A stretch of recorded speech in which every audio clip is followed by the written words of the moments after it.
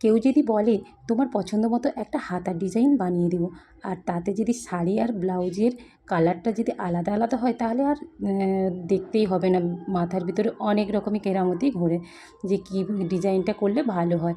আবার বলা হয়েছে যে হাতাতে কিন্তু কোনো কাটা থাকবে না, তার মধ্যে যদি ভালো কোনো ডিজাইন তুমি দিতে পারো দিয়ে দাও।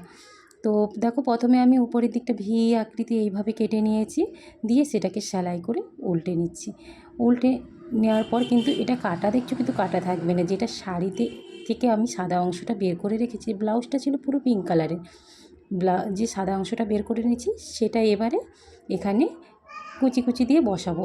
এবারে দেখো এভাবে প্লেট বানিয়ে নিচ্ছি দুদিক থেকে, নিচের দিকটা পুরোটা কিন্তু প্লেটগুলো একসাথে কিন্তু জয়েন করে নিচ্ছি। আর উপরের দিকটা যে আর্মহোলের দিকে প্লেটগুলো হবে সেগুলো হাফ ইঞ্চি ছেড়ে রেখে রেখে একটু ছড়িয়ে থাকবে সেইভাবে সেলাই করে নিচ্ছি। এদিক থেকে 4টা প্লেট বসিয়েছি, ওদিক থেকে 4টা প্লেট বসিয়েছি।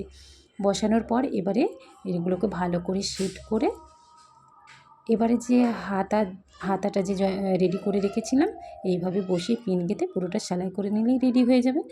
দেখো এবারে দুটো লেস বসিয়ে নিয়েছি। তোমাদের যদি অবশ্যই ভালো লাগে ভিডিওটা তোমরা টাইমলাইনে শেয়ার করে নিজের জন্য বানিয়ে নিতে পারো। ওকে, টাটা।